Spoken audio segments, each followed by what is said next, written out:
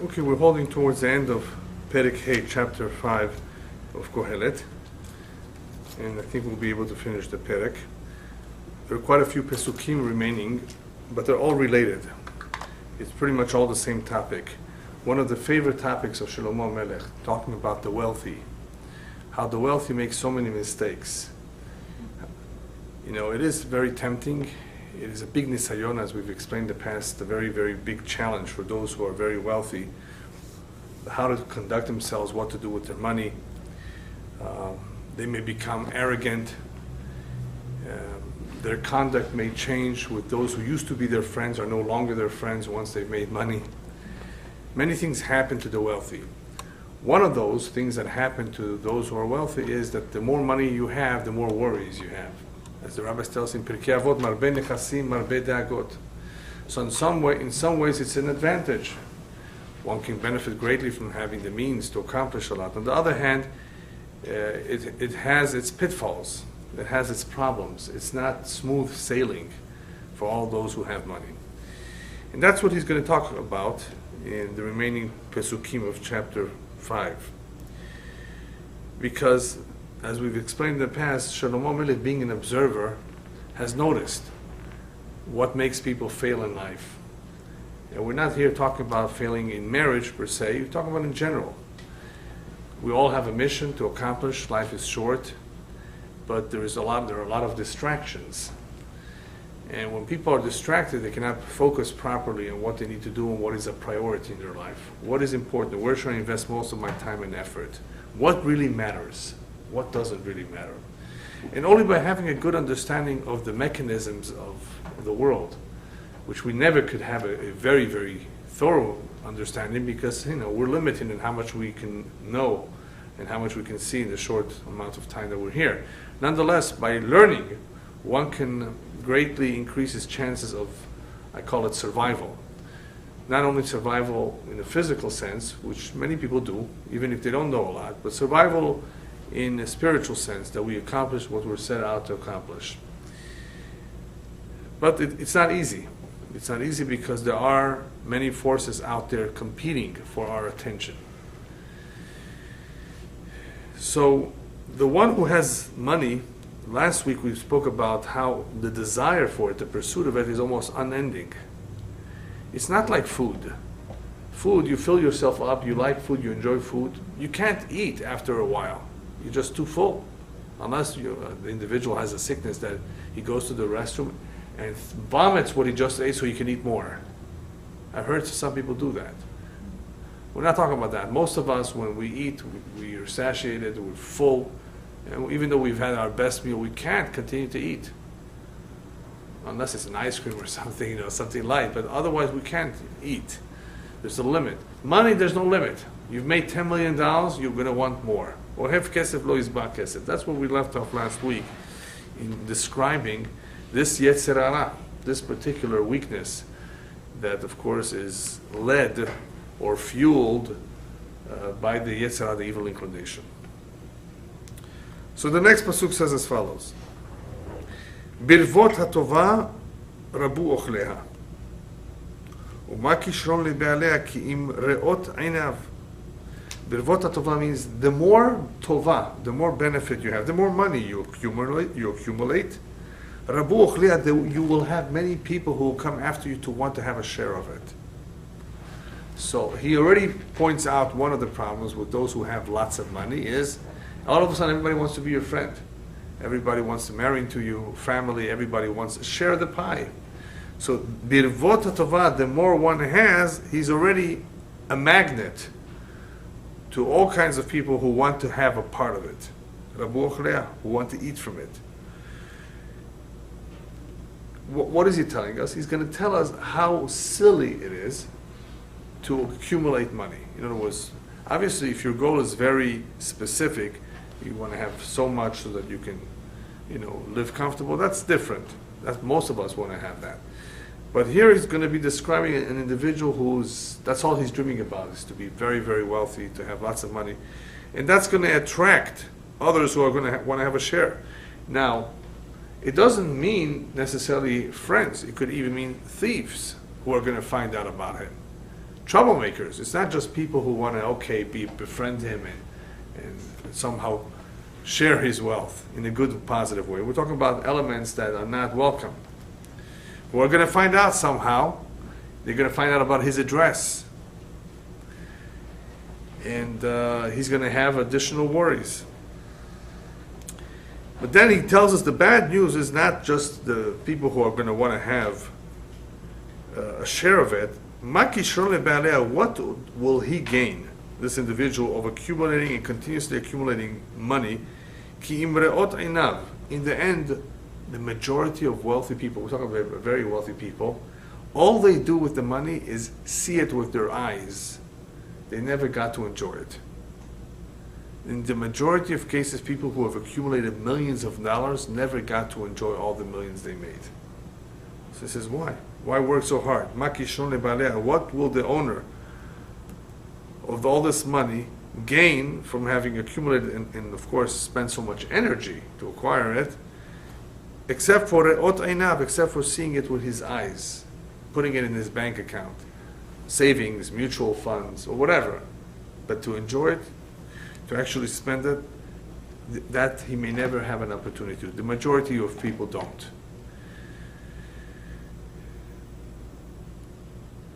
Another point that he's basically telling us is that since life is short, how much do you get to use? I mean, in the end, how much do you really need? You know, it's like building a new home. I've seen homes where the man put in 17 bathrooms. What do you need so many bathrooms for? One for breakfast, lunch, dinner, I mean, Monday, Tuesday, Wednesday. Do you really need that many? I mean, how many? It's ridiculous. Sickness. Huh? Sickness.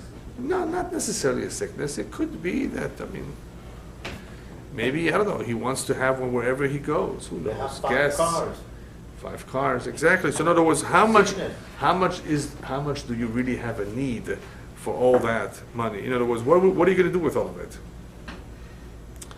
As opposed to what? What's the point here? He's always making 2 points. He's always comparing.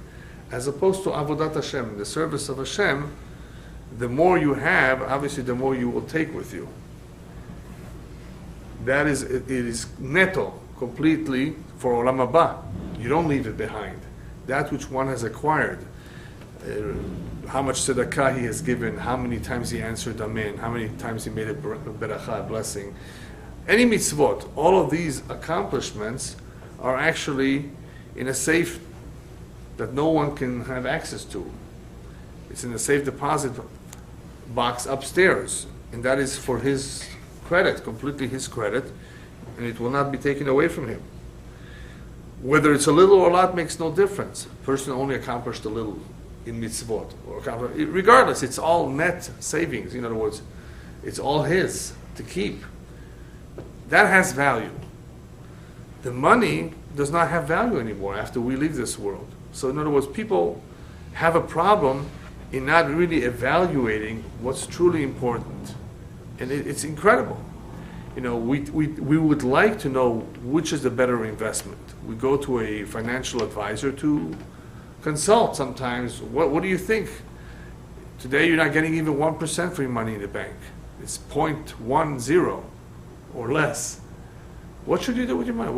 People are going all over the place trying to see, especially if they have, where should they invest it? Should they buy real estate? Should they buy in Israel? People are concerned about that. But wait a minute, is that really the most important question? Well, obviously that's all they know about. Yeah. Doesn't the Chavetz Chaim give a formula? A third in real estate, a third in cash, a third in business? No, that's the Gemara. The Gemara. What does Chavetz Chaim do? No, not the Chavetz Chaim. The Gemara says that one should diversify his money, not put all your eggs in one basket, as they say in English. So 1/3 in real estate, 1/3 in a business, and 1/3 in cash. And you'll never go broke. What's that? And you'll never. No. That's just plain advice on how to distribute your money. Because if people put it all in one basket, right, and something happens to real estate, something happens to the business, then you're going to be very, very sad and depressed about it. Now, if your bitachon is so strong that you know everything's mishamayim anyway, then of course it won't affect you.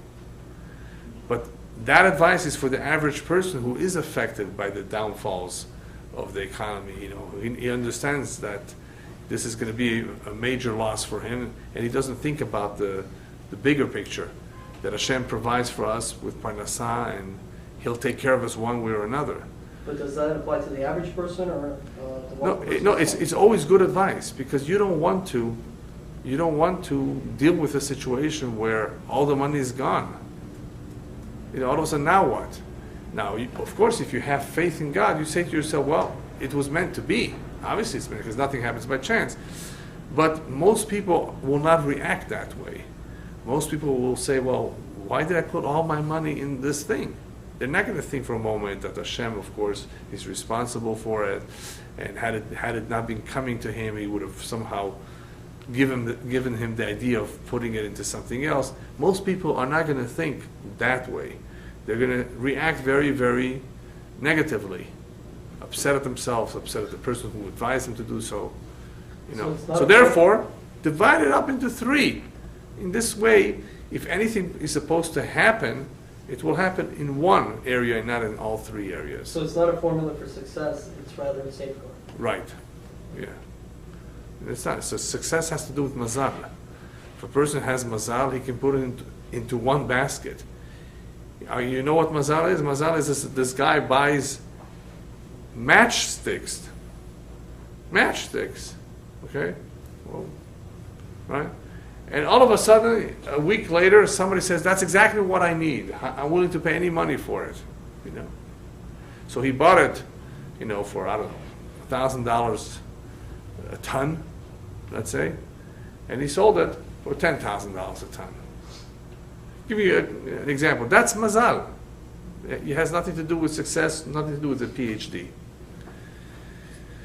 So Kohelet is always going to be making a difference between what's really important in life and what's not important. He says, what will come out of it? How much will you enjoy of it? Nothing will be taken with us. And Avodat Hashem, even if it's a little, is worth a lot more. Next pasuk. מתוקה שנת העובד עם מעט ומרבה, יוכל, והשבע לעשיר, איננו מניח לו לישון. Sweet is the sleep of the one who works hard, physically hard. He works in the fields, he milks the cows. Have you ever been to a kibbutz? That kind of a life, working in agriculture, is not an easy type of job. But it brings satisfaction. You've worked with your own hands, you've planted, you've done something physically, and you enjoy it. And you see the reward. You see your plants growing, the crop.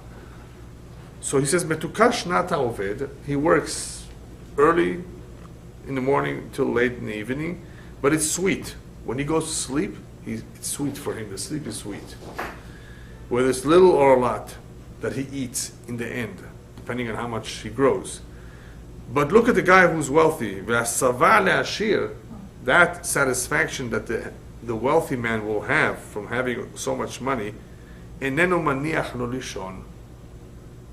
All that sava, all that satisfaction, the money, the wealth, will not allow him to sleep. Sleeping pills he needs. Why? The sleep of the hard-working man is sweet, and the wealthy man has no sleep. The reason is because the wealthy man has many worries. Because he has so much money, he's worried about the value of the stock. He's worried about overseas, are they stealing from him? He's not there to see. He's worried about his merchandise, something happening to it. He has a lawsuit now.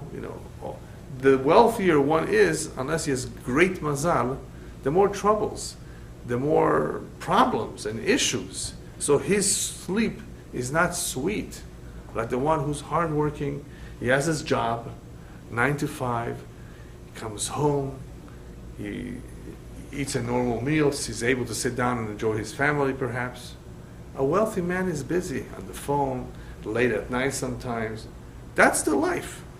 That's the life many, many times of people who have lots of money. So compare. What's better? Why is he telling this to us? What's the importance of all of this?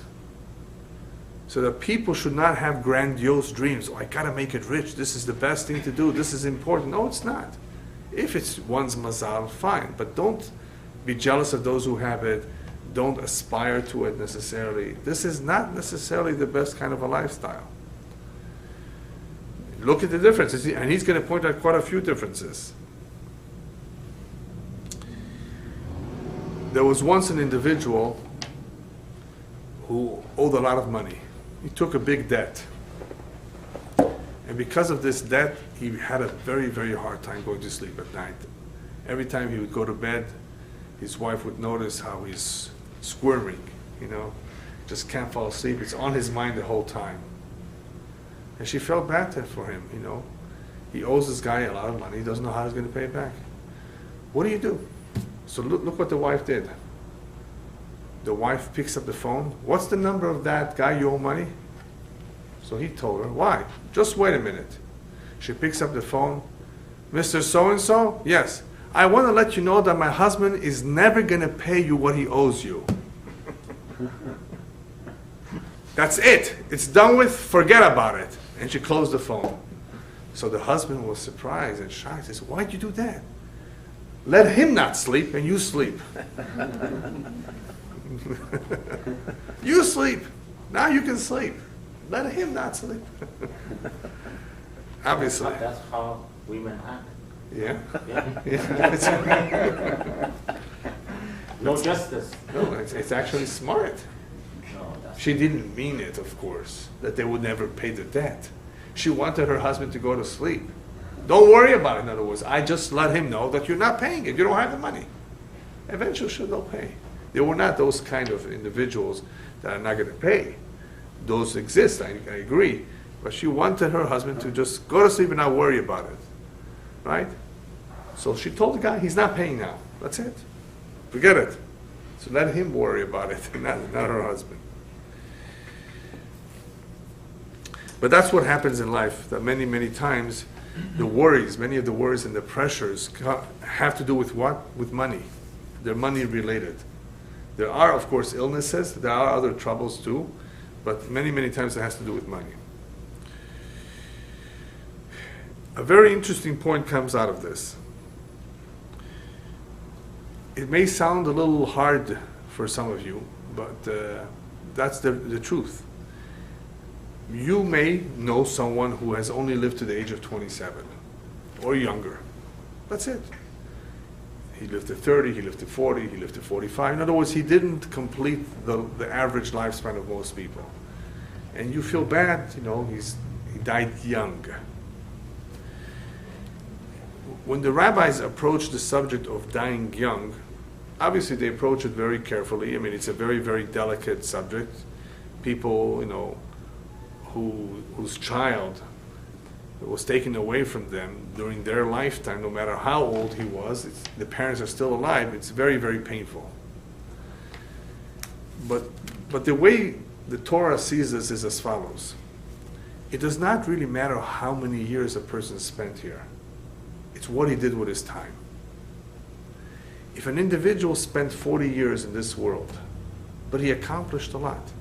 He got married, he had children, he gave tzedakah, he prayed on a regular basis, he helped people, he was kind, didn't hurt anybody, perhaps managed to write a book too. Those are great accomplishments. He left behind something.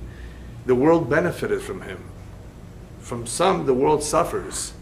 From him, the world benefited. Does it really matter how many years he was here? Of course, you may say, well, the family, the kids don't have a father, or the kids cannot enjoy their father as much, and the father won't see his grandchildren, chas v'shalom. Yes, of course, but these are emotional things. These are just emotional. I don't say that it doesn't count. Of course it counts. Of course it matters. It would be nice. But if you really look at it logically, from a Torah perspective, what really matters is the quality of life. Not the number of years, the quantity, but the quality. What did he do with a little bit of time that he was here? A person can be here 99 years and have accomplished nothing. He was a burden on people. People are glad to see him go. Finally, they're saying. Yeah, imagine, somebody like that. That's terrible. Somebody that didn't contribute, somebody that was just a burden on others. Very difficult person. Or even if he wasn't difficult, he just wasted his time.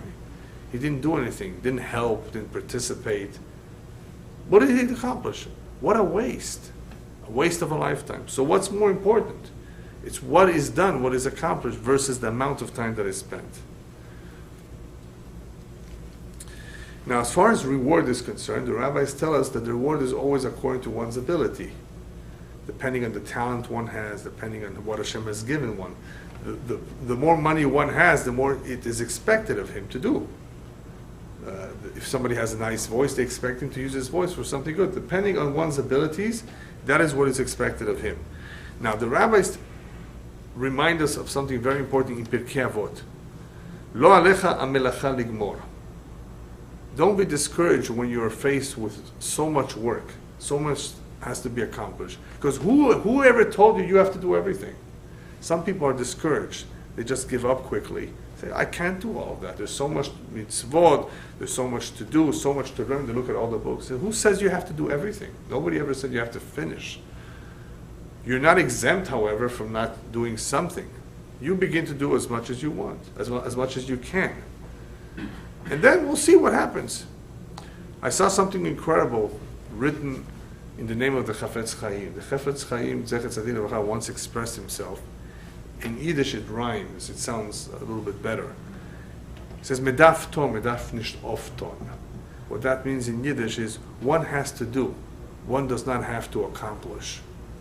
You know what the difference between to do and to accomplish? Some people have dreams. Oh, I got to do this, I got to do that, I got to accomplish something. Who ever told you have to accomplish? Whoever says that you are destined to accomplish something? You may want to try, but you may not succeed. You have to do. Do whatever you can. And of course, if one is blessed and one is able to accomplish a great deal, good for him. But you can't think of it that way. Otherwise, you'll be discouraged if you don't get it, if you don't get to that point. One has to do as much as possible. And the greater hurdles one has and the more struggles one has to accomplish, the greater the reward will be. Two people go to shul, one walks a half an hour, one walks 5 minutes. The one that walks a half an hour obviously will be rewarded a lot more. One comes from a very secular background and he became more observant. Compare him to somebody who came from a religious background and he became, of course, he's religious. Who's going to be more rewarded for the same deed, the same mitzvah? The one who comes from a secular background. He had a more difficult time. He may have had to argue with his parents or siblings, relatives. So he had it more difficult doing this mitzvah. So who's going to be rewarded more? The one who has a harder time. The reward is according to the effort. Okay. Next pasuk, he speaks about something that is very, very tragic, very, very sad. Yesh ra'ah chola. There is a sickness, or there is something which is really bad, which is really sickening. Ra'iti tachat hashamesh, that I've observed under the sun, osher shamur leba'alav lera'ato. That sometimes a person is given wealth to his detriment. It's going to hurt him. This is a very famous pasuk in Kohelet. Osher shamur leba'alav lera'ato. Sometimes money is reserved, shamur, leba'alav, to its owner, lera'ato, to his bad, in other words, to his detriment. In other words, Hashem may give someone, and that money will ultimately hurt this individual. And this can happen either one or two ways. One way, the simple way, is that sometimes a person is given wealth, and because he got wealth, he got himself into trouble. Do you know there are quite a few people who won the lottery, their life became more miserable than before? So sometimes money is a curse. Because an individual got money, it ended up being a punishment, if anything, not a blessing. It hurt him. Somehow, it got him into trouble because he made all this money. Whether it was thieves, whether it was the government, whether it was, all kinds of situations that he didn't anticipate.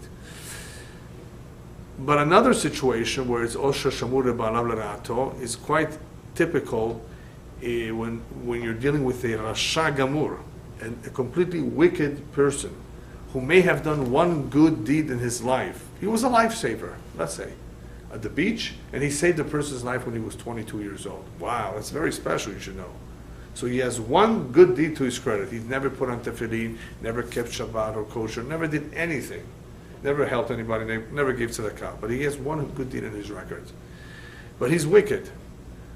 You know, he's not a good person.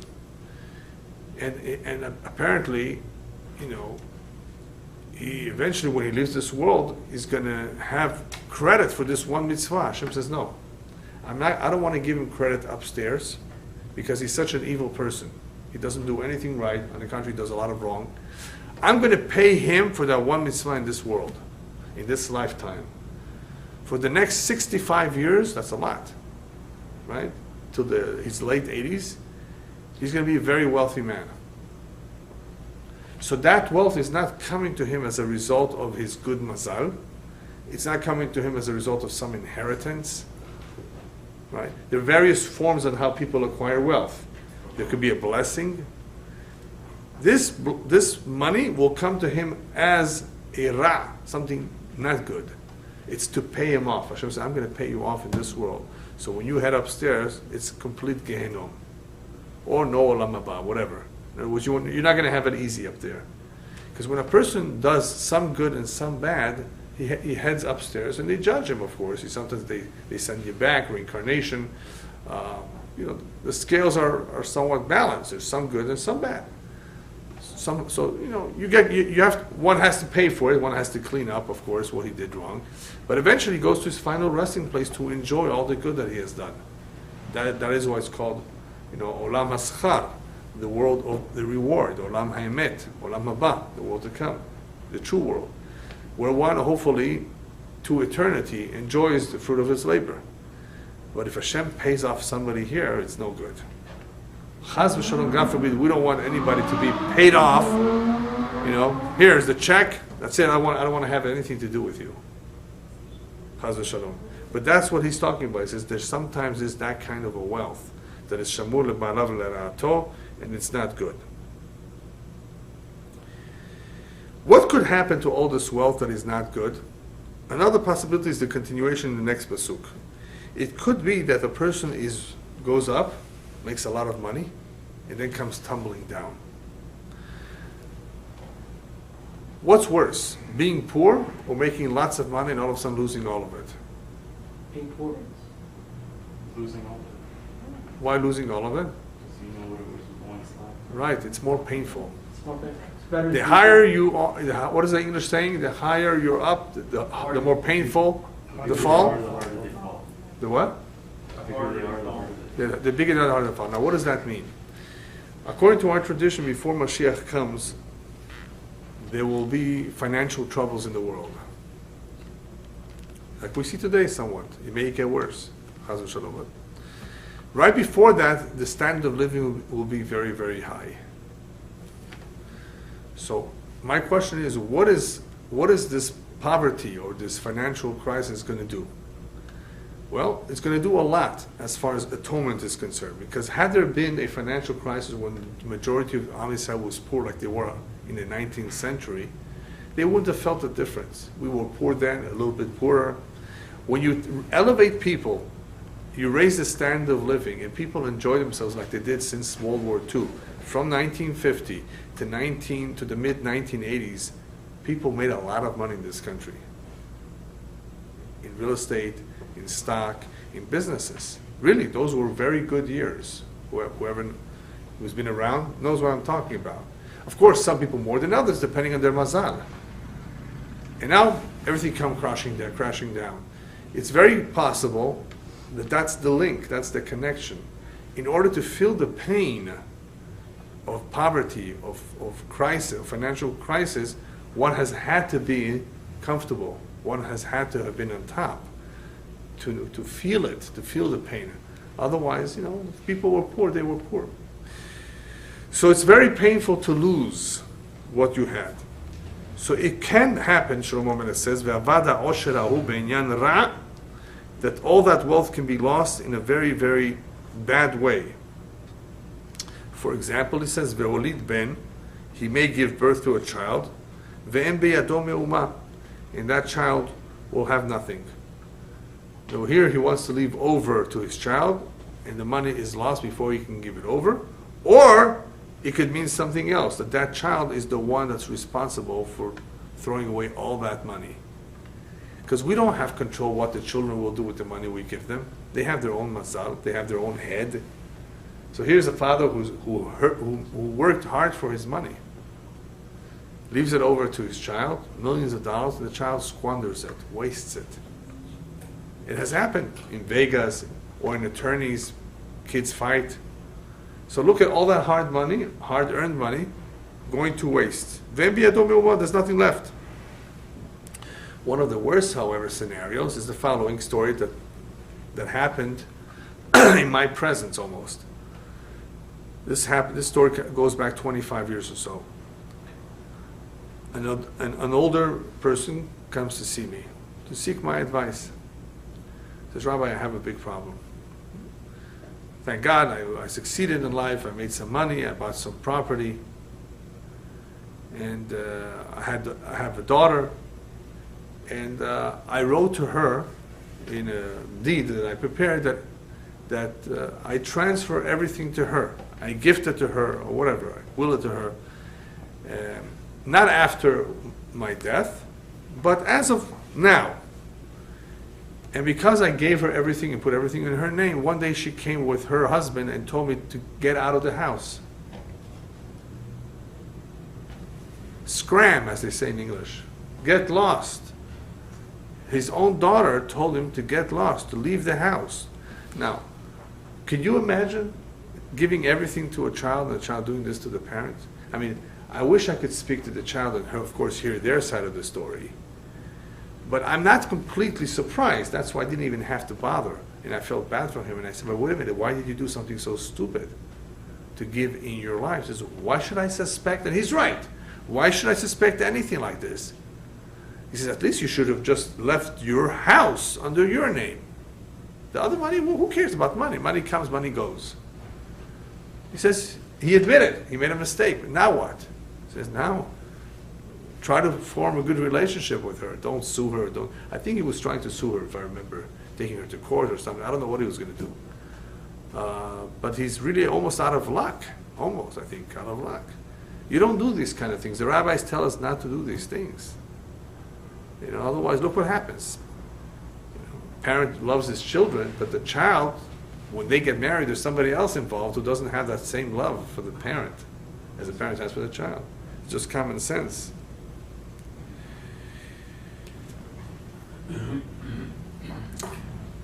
Especially, the rabbis tell us, and Shlomo Melech tells us in his book Mishlei, that any money that was earned shelo b'mishpat b'chatzi yamav yazvenu, wealth that was earned illegally, it will be lost halfway through his life. In other words, we're talking about losing money here, especially if it's illegal money. Money that was earned in illegal ways that has no beracha. Money that was earned on Shabbat has no beracha. There are certain types of money that were earned that don't have a beracha. So eventually it will be lost. It will go away at some point in one's life. Let me share with you a cute story of the opposite, of a smart father who knew what he was doing, but the son didn't know until he was told later by the rabbi. I think this story happened in South Africa. This wealthy man was far away from his hometown, and he realized his days were numbered. So he quickly decided to write a will. He calls over his servant, his slave or servant, who was with him, his helper, and he says, listen, my son is not aware of my situation. Those days there were no phones, there's no fax, no emails, or nothing. I'm going to make you a messenger. What's the mission? What's the message here? I'm giving everything to you, and just one item for my son from all that I own. Thank you very much, boss. You know, who wouldn't be happy? His servant, his worker, is getting all the money, And his son is allowed to choose just one item. He can choose the car. I mean, he can choose, I don't know, whatever, a jewel. He says, I give everything to you, but my son, let him choose just one thing. He's my son, after all. Yes, I'll take care of it for you. Takes all the cash, takes the will, takes the jewelry, whatever he had. I think he went to either London or he went to Vilna, one of those cities all the way north. He looks up the son, and the father passed away. He looks up the son, and he finds him, meets up with him, tells him the bad news, and he says, but your dad left behind the will. He says, well, besides the will, where's all the money? He says, I have it, I brought it, don't worry about it, but you have to follow the instructions of the will. He says, let me see. And he sees his father's handwriting. It wasn't a fake. But he couldn't believe his eyes. This guy gets everything? Who is he? And he only gets to choose one item. He says he didn't know his father to be like that. This was not a cruel father. This is a loving son. You have all kinds of relationships, but this was not it. He says this is impossible. He says I don't agree with it. I'm going to take you to Bet Din. So they agreed to go to a Bet Din. And Baruch Hashem, the rabbi of that Bet Din was a very sharp individual, smart, and understood these kind of things, these kind of situations very well, and takes a look at the deed, reads it over very carefully, and he says, my decision is, what do you think he's going to say? Reverse. Huh? Reverse. You gotta do what the will says. Well, what is his decision going to be? You gotta do what the will says. I remember the statement my whole statement. Okay. Let me tell you what happened right before the decision was made, and then you will understand it a little bit better. Before the decision was made, he goes over to the son and tells him privately, my suggestion to you is that the one item that you choose is the servant.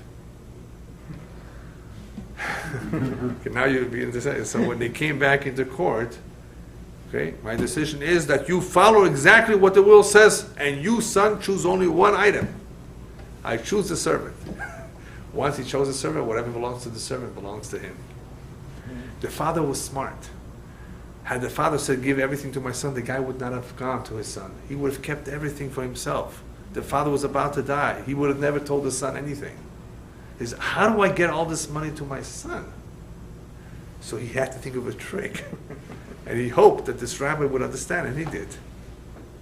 Because that's the halakha, that whatever belongs to the slave, the servant, belongs to you. So that was a smart father. All right, next pasuk.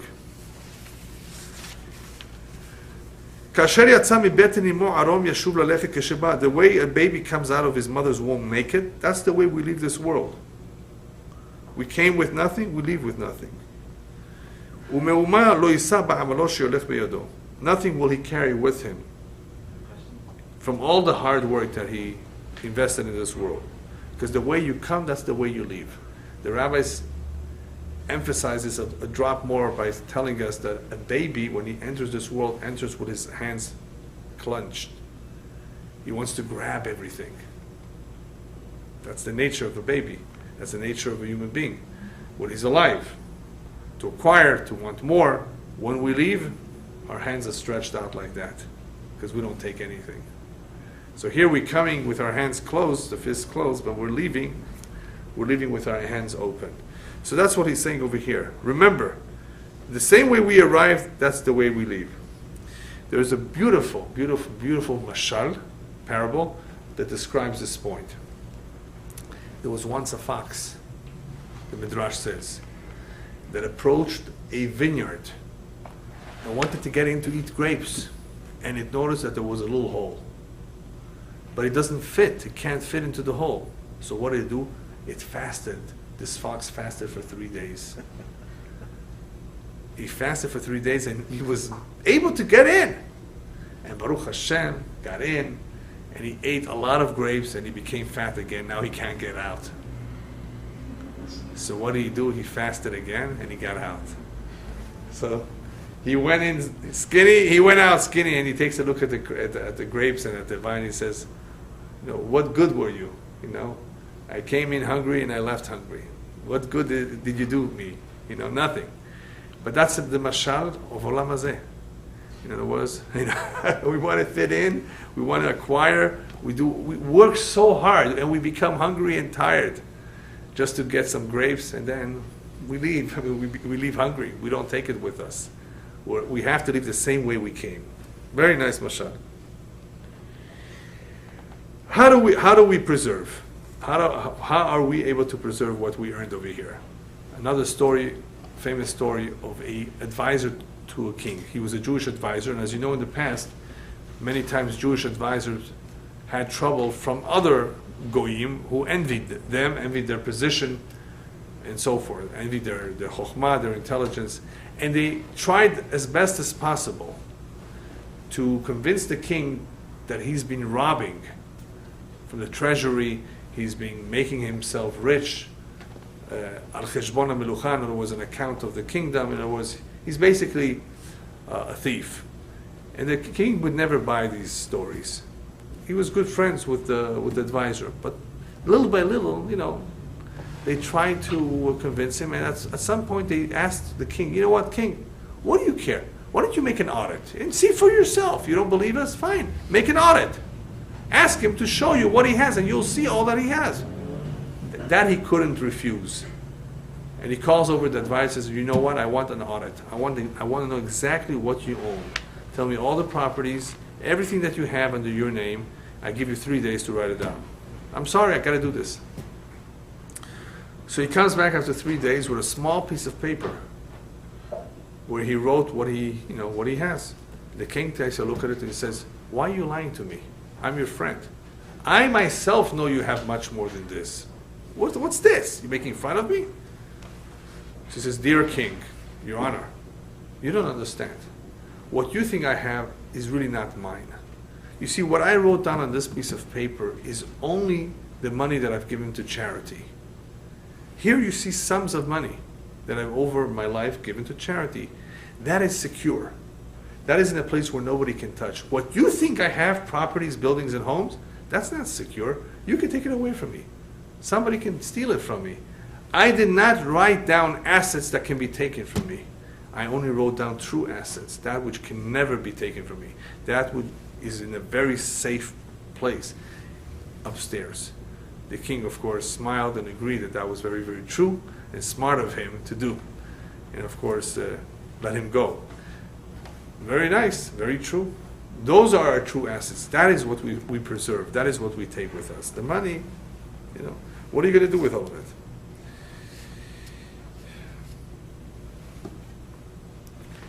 Okay, then he goes on, the next pasuk. Let's assume that he did keep his money. He says like this, V'gam zu ra'a chola, also this is also sick, and vain and bad. Kol umat sheba ken yelech u'ma yitron lo sheyamol laruach. Let's say he did keep what he made. Nothing happened to it, he didn't lose. How did all that benefit? Sheyamol laruach, it's like working for the wind. Blowing air. Imagine somebody that works a whole year and just covers his expenses. Did he make a profit? No. He covered his expenses. So you might think, okay, that's great, I covered my expenses. Okay, if it happens for a month or two, it's better than nothing. But what if an entire lifetime went by, a person never made a profit? All he did was cover his expenses. All that hard work. That's what he says over here. Even if you were able to retain and to keep, and no losses were experienced, what did you benefit from it? Sheyamol laruach, that you just work in vain and you work for nothing. Is that what life is all about? Is just work, physical work, making money? It doesn't make sense. That's also called a loss, especially when a person heads upstairs and they're going to ask him, where are all your mitzvot and ma'asim tovim? That's what you need upstairs. For the neshama to be in its final resting place, for the neshama to be happy where it is, it has to come with some credit, with some ticket. That he doesn't have, because I was working. You were working. What did you get from, what came out of all that working? where your neshama right now needs all the credit it can get. That you don't have. Imagine people who really, really work hard. They really work hard. They sweat and they toil and they come home late hours. What a hard life. And they don't have any mitzvot. They don't have no olam hazeh and no olam haba. What a waste. You know, at least if you had one of the two, you enjoyed your life. All right. But you're working so hard and you don't really enjoy it. And no olam haba either. No tefillah, no prayer, no mitzvot, no tzitzit, no mezuzah, no tefillin. What a waste of not having neither. And that's what he says happens when people just work many times for no reason. In other words, for no real benefit. Next pasuk. These are all descriptions.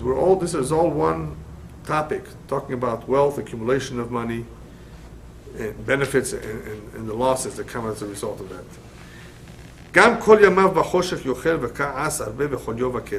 All his days are in darkness. What that means is that people have ups and downs. It's not always, we don't have good times all the time. And as a result of all kinds of business dealings, there may be many times where one gets aggravated and upset and people make him angry, or clients don't pay their bills. That happens. And they become sick and they get heart attacks and all kinds of illnesses and all kinds of ketzev, frustrations and stress, which affects their marriages too. He says, look what's going on in the big world. This is the picture he describes as, has anything changed from that time? I think it's the same world. You know, we have different, maybe equipment today, the technology, but people are affected in a very similar way as a result of their work. And this is all in the pursuit of money, career, jobs, right?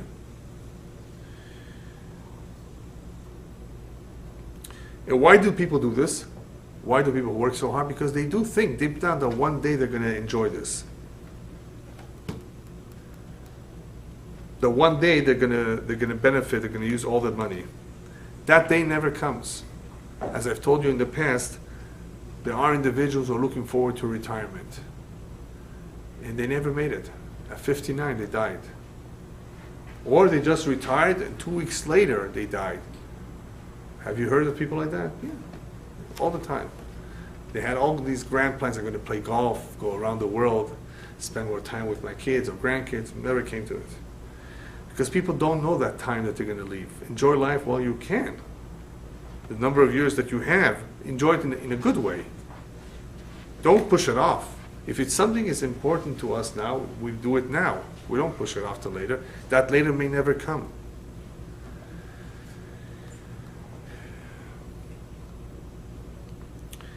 Then there's a sickness that he doesn't say clearly. He doesn't give it a name, but it's a sickness that we're all familiar. And that's being a miser. A miser is worse than someone who's stingy. A stingy man is one who does not like to share his wealth with others. He doesn't lend money, doesn't give money. Right? That's the chassis version. Then you have the tama. Right? That's the miser, right? One who doesn't even enjoy it himself. That's even worse. That's a sickness. That's why he uses the word, v'cholyo, uses the word sickness. What sickness? The sickness where people don't enjoy and they can enjoy. Chaval, what a shame for him not to be able to enjoy it. What for? What are you going to do with it? That's a sickness. There's no other explanation for it. So what should one do? Hine asher ra'iti, he says this is what he advises. Hine asher ra'iti ani tova sheyafe le'echol v'lishtot v'lirot tova b'chol amalo. I therefore recommend that a person eat and drink and try to make the best out of his amal, out of whatever salary he has. Take your kids to the park. You can't afford it too often, once a week. Do whatever you can with the little bit you have and eat and drink. Velirot tova, in other words, don't overdo it, but enjoy. The little bit that you have, that's from Shamayim. What, are you going to save it for a rainy day? I mean, you want to enjoy it now too. That rainy day, who knows what's going to happen later. Because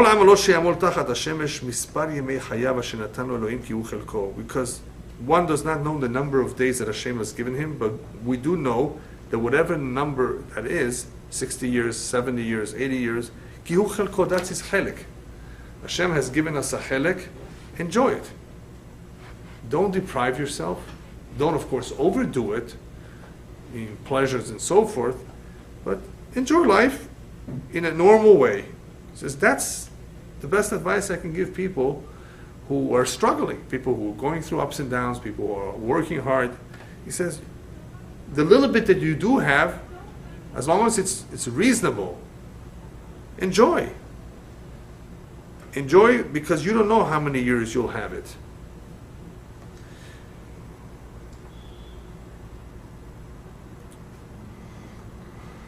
In the next pasuk, he goes a little bit deeper and he says as follows: "Gam kol ha'adam asher natan lo Elohim osher u'nechassim v'yishlito lechol mimeno v'laset et chelko v'tzmo v'amalo zu matat Elohim hi." And you should know, any individual who Hashem has given him wealth and properties and has given him the control to use it, to eat from it, and to carry his chelek, in other words, to enjoy it, v'lismoach b'amalo, and to be happy with all his work, you should know, zo matat Elohim hi. It's a gift from Shamayim. In other words, if you do notice an individual who's wealthy and who does have a good life and an easy life, he's the minority, he's the exception. Why? Because as the rabbis tell us in their language, lo kol adam zoche leshnei shulchanot. Not everybody has the merit to have two tables. Two tables means to be intelligent, to be very religious, and to have lots of money, and to have good kids, to have everything good in one's life. Imagine the greatest wife, the best kids, all the money. That's called shnei shulchanot. Most people don't have that. You have a lot of money, you may not have the best wife. I hope you do, B'ezrat Hashem, right? You have a good wife, you may not have so much money. You have a good wife and you have money, you may not have the best kids. You have good kids, right? You may not have the best boss or the best job, right? Not everybody is zoche lishnei shulchanot. So therefore he says, if you observe an individual who does have a good life and does have everything going well for him, more or less, you should know it's matat Elokim hi. It is a gift from Hashem, and of course it has something to do with Mazal. There are people, of course, who are blessed. There's a special blessing. They got a blessing for doing something incredibly good. But that's very limited to something specific. They were blessed with a child. They were blessed with twins. They were blessed with money. Very specific sometime in their life. But from the very beginning, as soon as he gets married, from his youth till old age, everything went well for him. That's very rare. Not everybody gets that kind of a life. So if you notice that, that's a gift from Hashem.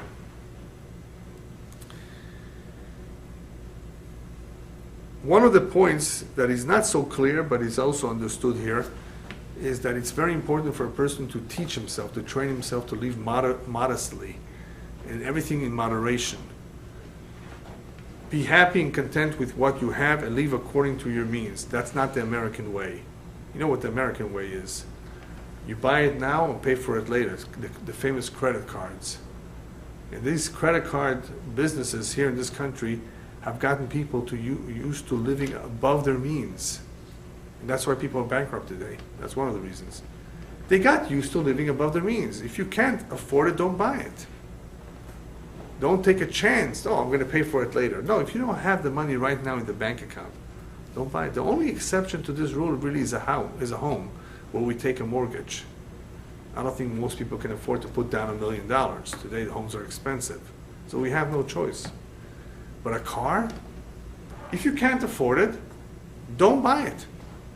And if you can only afford the 1990 and 1996, based on what the money you have, then buy a 1996. What's wrong with that? No. What are they going to say? What's the neighbor going to say? What's my community going to say? all kinds of shtuyot, all kinds of reasonings that don't. Because of that, you got to get yourself into trouble and choke. They ask you when you fill out the mortgage application, they ask you for your expenses. Utilities, that's normal. Gas, whatever it is. Property taxes, how much is your insurance? Everybody has that.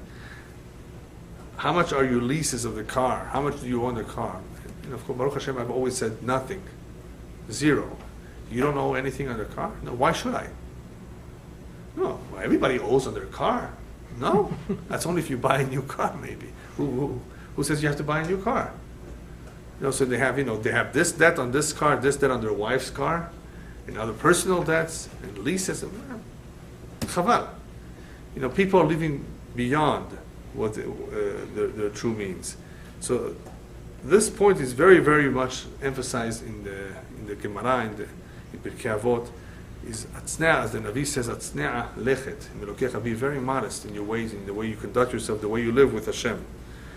It's not right for a person to live and then you have individuals who borrow money, from others, for some expense to make a wedding or a big bar mitzvah, and they don't pay it. You can't afford it, don't make it. Make it in your backyard. You have people borrowing money from others and not paying them. That's a terrible thing to do. And then, by the way, after the bar mitzvah that they made, they go to Hawaii. How could you go to Hawaii on vacation when you still owe money to an individual? How do you justify it? You see, it's stealing. The first thing is pay up your debts. These are not individuals who will understand or follow what he says. Live only according to your means. Live modestly. Especially if you don't have. If you don't have, what right does that give you to do that? How do we recognize if somebody has a beracha? Somebody has millions of dollars in his bank. How do you know it's a beracha? How do you know it's not a beracha? Is there any way that you know? There are several ways you can know if money is a beracha. One, if he ends up using his money for doing a lot of good things. You see that this individual, throughout his life, Baruch Hashem, somehow, that money that he has was used for great causes. He built a hospital, he did this, he did that. You see through his accomplishments and good deeds that the money went to a good cause. That money is beracha. Another way to tell is if the money that he has stays several generations in the family. If the great-grandfather was wealthy and so was the grandson, so was the son, so was his children, like the Rothschild family, you know that the original Rothschild, received some sort of blessing. We don't know for how many generations, but it could last for a long time. So when you see money going over from generation to generation without it being lost and squandered, that's beracha. Because most cases, the father had great mazal, doesn't mean the son will have great mazal. Maybe if it's millions of dollars and the kids don't fight, so at least so it's inherited. But the grandchildren will not have it anymore. Something will happen to it. You cannot have such great mazal for 3 generations. But if it's beracha, you could have it. Another idea behind wealth that is a beracha is a verse in Mishlei that tells us Birchat Hashem hi ta'ashir v'lo yosif etze bima. If it's a beracha from Hashem, a person will never have any worries with his money. There will be no sadness, no worries. There's no etziv. If it's a beracha of Hashem that makes a person wealthy, he doesn't have any worries. He doesn't have any problems.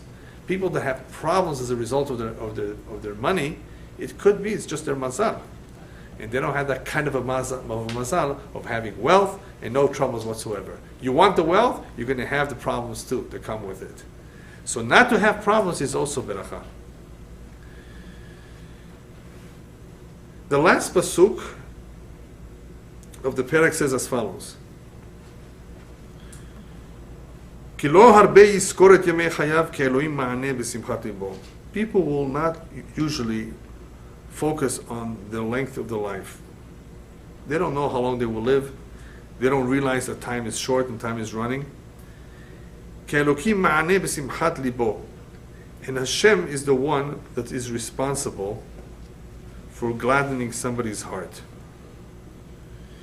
This pasuk has various interpretations. Everything is from Hashem.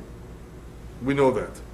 But sometimes people think that they are the ones that are responsible for making all that money. if a person has that kind of an attitude, that kind of a thinking, he's committing a sin. It shows arrogance. So a person sometimes does not realize, because he's so hard, he's working, because he's spending so much time in his job, and because he's making so much money, he doesn't realize that the time is going by, he's completely distracted, and before you know it, it's time to leave. As a result of all of this work, as a result of all of this lack of focus in the time, people do not think properly, people do not think right. People make mistakes of all kinds. People start making all kinds of cheshbonot. In other words, oh, Baruch Hashem, I'm able to afford this, I'm able to afford this. Okay, I'll give you, go buy yourself a new car, go build yourself a new home. People don't make the proper cheshbonot. Wait a minute, Hashem blessed you. Why don't you do things a little bit differently? Maybe you won't have all that money tomorrow. Don't assume that you're going to have what you have now to have tomorrow. Have you seen these people that burn dollar bills to smoke it? It's like they have all the money to burn, right? It shows a lack of respect or understanding, I should say, for not only the value of money but the value of time. What will happen tomorrow? Tomorrow you may wish you had all those bills you burnt. People don't realize it. In the olden days, it was very easy for someone to lose all his money at once. Today, people don't see it happening. And if I did not tell you the story, I'm going to share with you the story that happened with my grandfather in South Africa. Incredible story that says a lot. He was there with a rabbi, the Rabbi of Panovich, and somebody approached that Rabbi Panovich. Rabbi, I don't understand what I say every day in the morning, right before the prayer, the Amidah. The HaKadosh Baruch Hu can bring down those who are on top just like that, in one instant. And he can raise those who are in the bottom in one instant. Rabbi, I don't understand how one instant is possible. You see, I'm a very successful businessman, he says. I have a very big factory here in South Africa. If Hashem takes this away from me, if it burns down or something, I have real estate in Manhattan. And if something happens to the real estate in Manhattan, I have bank accounts in Switzerland. You mean to say Hashem can take all of this in one instant? The rabbi turns to him, no. Hashem doesn't have to take all of that from you in one instant. He can take you away from all that in one instant. Then what are you going to be left with? 2 days later, the man died. That was what was frightening. He actually died 2 days later. How could a person think like that, talk like that? Only because of gava, arrogance. The arrogance comes from making so much money. And from not thinking, simply not thinking that everything is from above. I want to finish with the following story of an individual who did think, who did not fall into this trap.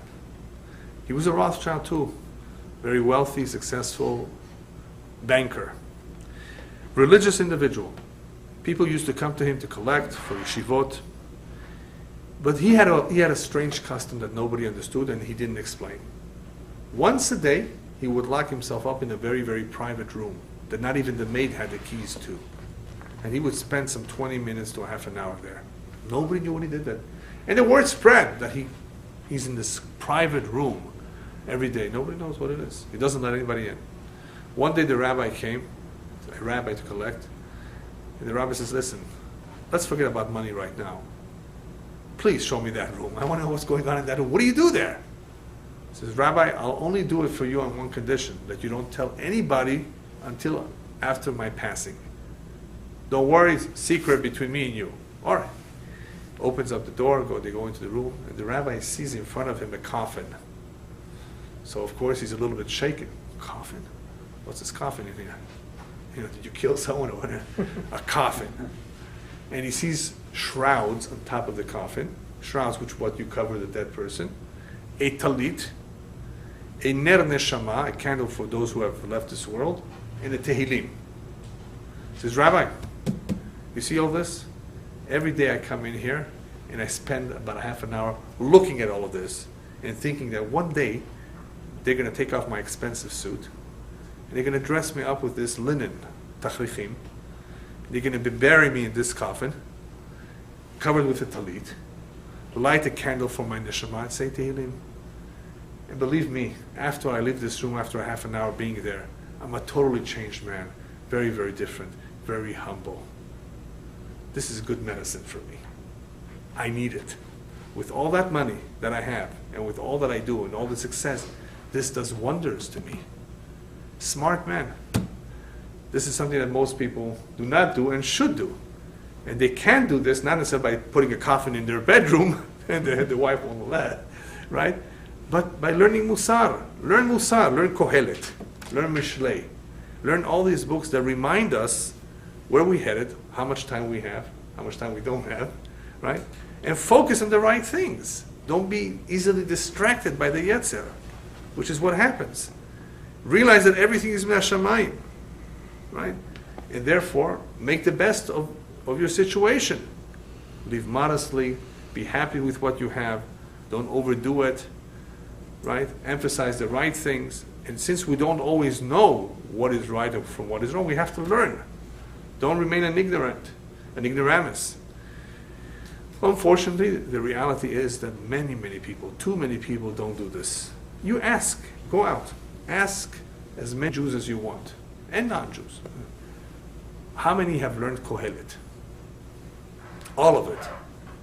I don't think you'll find too many. Maybe 1 in 10,000, and I'm not exaggerating. A little bit of Kohelet they've seen in the Gemara, they've seen Pesukim. It's a very important book. We only covered half of it almost. And you see, for those of you who have been there from the beginning, that he discusses the facts of life. As an observer, as a smart individual, he only lived to the age of 52. Look how much he saw and how much he wants to share with us. He says, don't make mistakes that other people make. But the problem is, he says, En chadash tachat hashamesh, there's nothing new under the sun. People will still make the same mistake. But why? Because they don't learn, they don't want to learn, they don't care. What a shame, what a waste. In other words, a person can really succeed in life, not by accumulating a lot of money, but simply by doing the right things, by making the right choices. And that can only come about if he learns. So Baruch Hashem, we're learning a little bit, and we're going to learn more, and we're going to see the incredible wisdom of Shlomo Melech. But it's not really his wisdom, this is the wisdom of the Torah. The Torah says all of this in various words. He just puts it into life, into the scenes of life that we're familiar with. And as we've seen in this, the last portion of this chapter, about the example of a wealthy man, what he goes through. And the reason he spends so many pesukim on this is because many people fall into this trap, because money is a big magnet. It attracts. People are willing to kill for it, steal for it. Money, money, money, money. What drives this world? Money, and one more thing that I'd rather not say in public, what goes on in Hollywood, in the movies, right?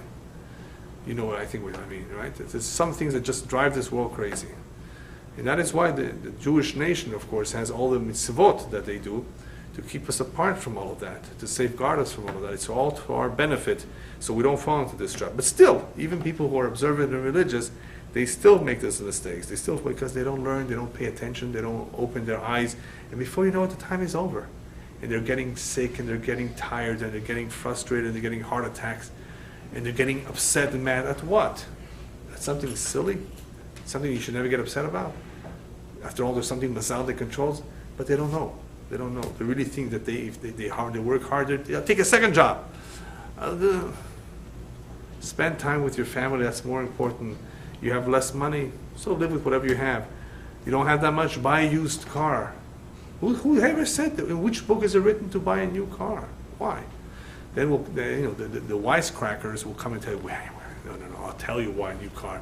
You won't have problems with it for the next 2 years. It's all covered. That makes some sense. There is logic to that, but is it still worth it? To get into debt? So you don't have this worry, you have that worry, the debt. You see what I mean? Think of it really. It's all Yetzer Hara. Yetzer Hara works very, very hard. The way to defeat that Yetzer Hara, of course, is to become knowledgeable. The greatest enemy of man is ignorance. Ignorance is the greatest enemy. He doesn't know. He jumps into a pool, he doesn't know how to swim. Or he thinks it's only 3 foot and it's 9 foot deep. He's going to drown. I mean, people do all kinds of things without realizing the consequences. There's, of course, other situations that we're going to get into, B'ezrat Hashem, 3 weeks from now. The next 2 weeks, I don't think there will be a shiur here. I'll be out of town. So B'ezrat Hashem, 3 weeks from now, we're going to come back together and continue on from Perek Vav. Thank you. Baruch.